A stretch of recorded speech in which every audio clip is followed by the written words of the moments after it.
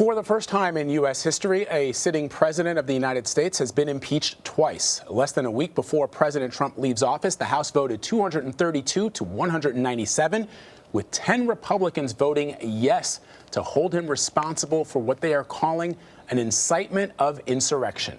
Now, the article of impeachment heads to the Senate for trial. For more on this, let's bring in former National Security Advisor for the Trump administration, Ambassador John Bolton. Good to see you again, Mr. Ambassador. Happy New Year. Happy New Year. Glad to be with you. So, as you know, yesterday was a historic day. What are your thoughts on the matter? Did the President of the United States commit an impeachable offense?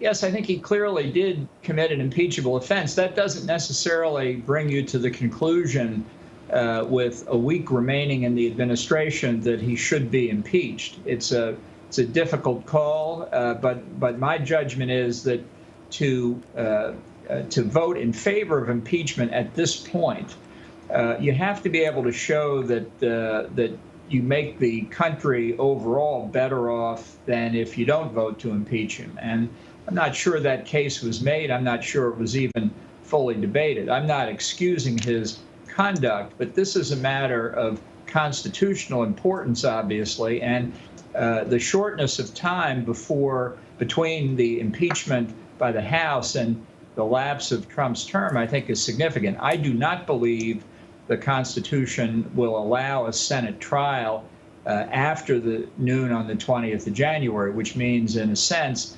this act of impeachment by the House was purely for show.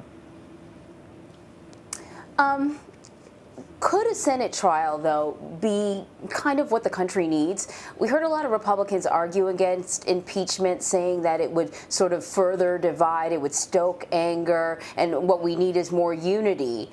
But it occurs to me a Senate trial where all the evidence is put out there for the public to see for themselves and come to their own conclusions may be exactly what this country needs to bring us back together.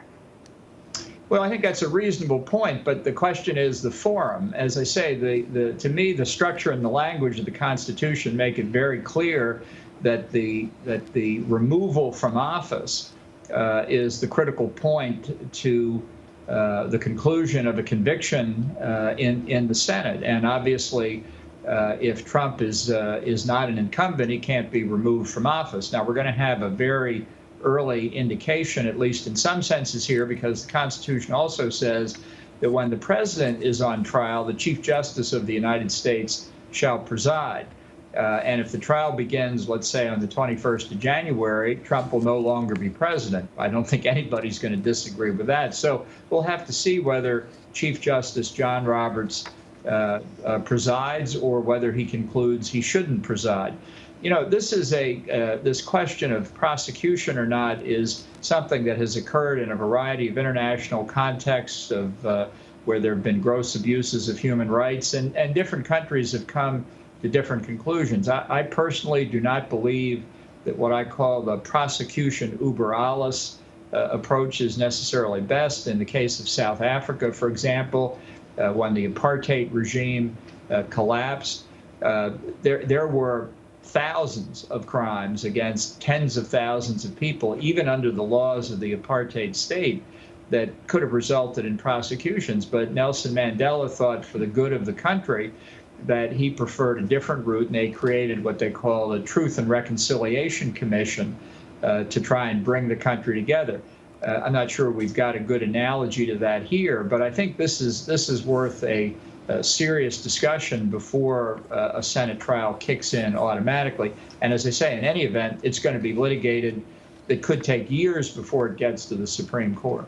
Yeah, that's a good analogy, Mr. Ambassador, with regards to South Africa. Mm-hmm. The flip side of that, of course, could be at the end of World War II, our country, along with our allies, held the Nuremberg trials because it was important to send a message that the crimes committed by National Socialists in Germany were crimes against humanity, and those perpetrators needed to be brought to justice.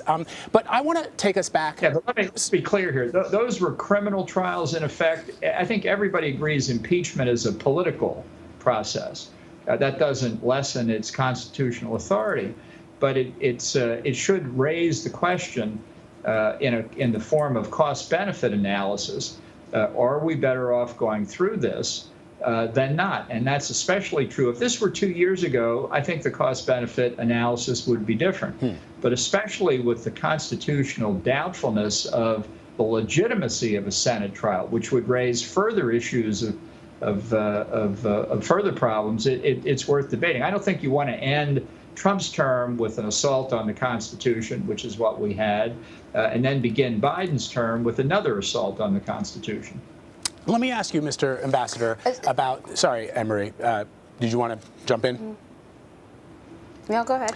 So let me ask you about how we got here. You're obviously well aware that back in September of last year, the Federal Bureau of Investigation, along with the Department of Homeland Security, testified on Capitol Hill, and they said the biggest threat right now in the United States is the rise of extremist group white supremacists. How did the Republican Party get caught up in all of this? Because these are supporters of President. Do you think that these are supporters of President Trump and they represent the majority of the Republican Party, or is this a faction of the party? Well, I think obviously some of them are Republicans. I think some of them never had a party before or were Democrats. You know, one of the interesting statistics coming out of the 2016 election was the number of people who voted for Bernie Sanders in the Democratic primaries against Hillary Clinton and then voted for Trump in the general election. And many people, myself among them, said, how is that possible? But the answer was they were so alienated that they were looking for somebody who they felt understood their approach. And it underlines an old saying, you know, when responsible politicians don't address people's grievances, irresponsible politicians address those grievances, and you get to the point we have now. But I lay the blame here squarely at the feet of Donald Trump. There's no excuse for the conduct that took place at the Capitol on January the 6th. But I think apart from a very few people around Trump, I don't think you can make this into a case of collective guilt. I just don't think that's accurate assessment of what happened.